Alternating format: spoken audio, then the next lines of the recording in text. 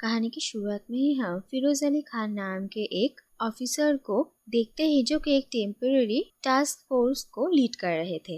और ये task force India के अलग अलग जगहों पर होने वाले टेररिस्ट अटैक्स को रोकने के लिए बनाया गया था। और इसी एक ऑपरेशन को लीड करने के लिए हम अजय सिंह राजपूत नाम के एक एजेंट को देखते हैं जो कि टर्की में अपने एक फेलो सीक्रेट एजेंट को रेस्क्यू करने के लिए जाते हैं। और इसी दौरान ही अजय को ये पता चलता है कि उनका एक फॉर्मर कलीग जमाल अब एक ट्रेटर बन चुका है। और अजय जमाल को पकड़ते हैं और इंफॉर्मेशन निकालने के लिए उसे बहुत मारते हैं। और जब जमाल उनके साथ कोऑपरेट करने के लिए तैयार नहीं था तब अजय जमाल की फैमिली को मार डालने की धमकी देते हैं। और इसके बाद जमाल अपने एक टेररिस्ट अटैक के प्लान के बारे में अजय को बताते हैं। और फिर जय नाम के एक और एजेंट की मदद से उस अटैक को रोका जाता है। लेकिन जमाल अजय को कहते हैं कि इससे इतना खुश होने की कोई बात नहीं है क्योंकि और भी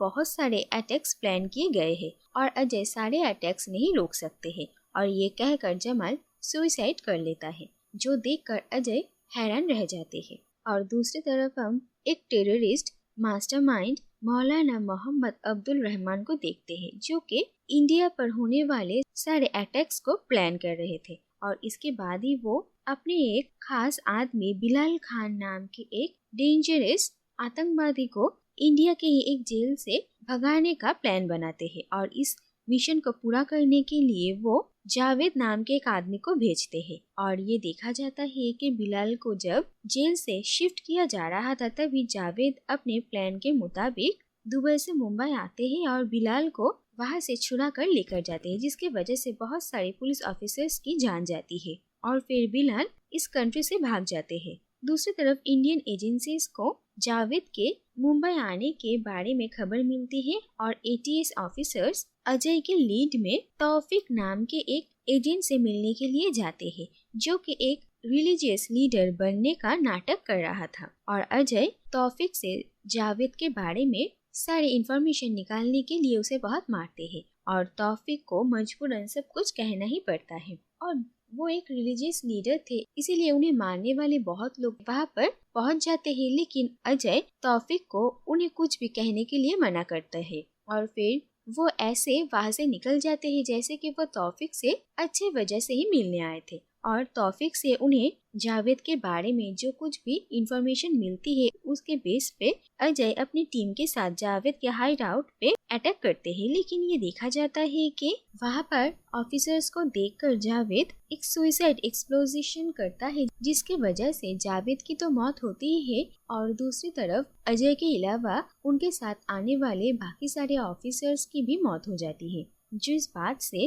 अजय बहुत ही दुखी होते हैं। लेकिन वहाँ पर उन्हें जावेद की एक लैपटॉप मिलती है और इस लैपटॉप को रिट्रीव करके उन्हें वासिम शेख नाम के एक और टेररिस्ट के बारे में पता चलता है जो कि फिलहाल अब्दुल हक नाम से नेपाल में रहता था। और इसके बाद ही हम अजय और शबाना खान नाम के एक और एजेंट को देखते हैं जो लोग मैरिड कपल के भेस में नेपाल जाते हैं और वहाँ पर जाकर वो वासिम शेख उर्फ अब्दुल हक पर नजर रखते हैं। और फाइनली एक दिन शबाना वासिम को ढूंढ लेते हैं और वो लोग वासिम को झांसा देकर अपने कब्जे में लेने ही वाले थे तभी वासिम को ये पता चल जाता है कि शबाना एक अंडरकवर एजेंट है। और इसके बाद वो शबाना को मारने की कोशिश करते हैं लेकिन शबाना बहुत ही बहादुरी के साथ वासिम का सामना करती है। और इसके बाद वहाँ पर अजय भी पहुँच जाते हैं और फिर वासिम शेख को इंडिया लेकर आया जाता है और उससे ही एजेंसी को बहुत सारी इंफॉर्मेशन मिलती है।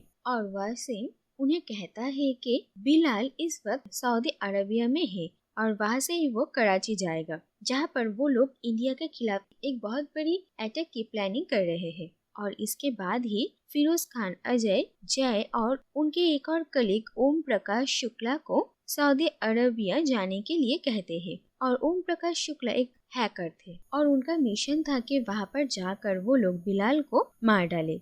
और फिर अजय जय और ओम प्रकाश सऊदी अरबिया पहुँचते हैं और वहाँ पर वो लोग अपने ही एक एसोसिएट अशफाक से मिलते हैं और अशफाक की मदद से ही वो लोग वहाँ पर बिलाल को ढूंढ निकालते हैं और बिलाल पर वो लोग कुछ दिन नजर रखते हैं। और इसके बाद एक दिन वो लोग एक प्लानिंग करते हैं और हाई सिक्योरिटी को क्रॉस करते हुए अजय और जय दोनों मिलकर बिलाल के कमरे में घुसते हैं और उसे मार डालते हैं। और इसके बाद वो दोनों वहाँ से निकलेंगे इससे पहले ही वहाँ पर वो लोग मौलाना को देख लेते हैं और उसे वहाँ पर देखकर जय उसे बेहोश कर देता है।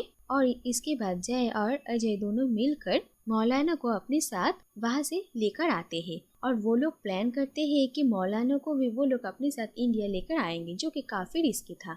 और इसके बाद वो लोग मौलाना का वीजा बनाने के लिए ये स्टोरी बनाता है कि मौलाना अशफाक के चाचा जी है और उनके एक लिवर ट्रांसप्लांट का अर्जेंट सर्जरी है, इसी के लिए उन्हें इंडिया लेकर जाना पड़ेगा। और इसी स्टोरी के बेस पर वो लोग वीजा के लिए अप्लाई करते हैं और वो लोग मौलाना को हमेशा बेहोशी का इंजेक्शन दिया करते थे। और वीजा के लिए जब इंक्वायरी के लिए एक आदमी आते हैं तब मौलाना को एक हॉस्पिटल में एडमिट किया जाता है जिससे कि उस ऑफिसर को कोई शक ना हो। और इसी दौरान ये देखा जाता है कि मौलाना को एक वक्त पे होश आ जाता है और वो अजय पर अटैक कर देता है और अजय जख्मी हो जाते हैं, लेकिन इसके बाद वो मौलाना को फिर से बेहोश करने में कामयाब हो जाते हैं और उस वीजा ऑफिसर के सामने मौलाना का असली रूप बाहर नहीं आता है। और इसके बाद हम ये देखते हैं कि पुलिस चीफ हनी मोहम्मद बिलाल के मौत के केस को इन्वेस्टिगेट कर रहे थे और इसके बाद ही छानबीन करते हुए उन्हें अजय और उनके टीम के बारे में पता चलता है और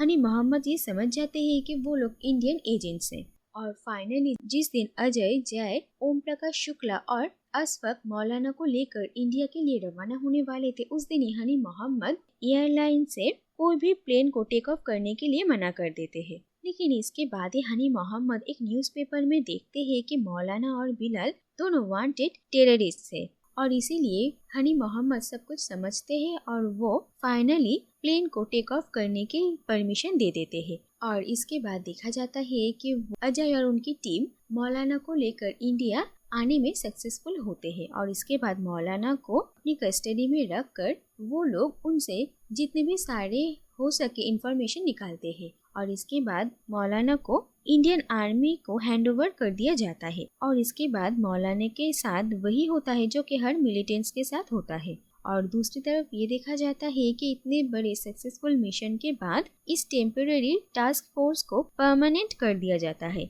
जिसके वजह से फिरोज खान, अजय, ओम प्रकाश शुक्ला, जय और शबाना सब अपनी जीत को सेलिब्रेट करते हैं। और इसी के साथ ही ये कहानी यहीं पर ही खत्म हो जाती है।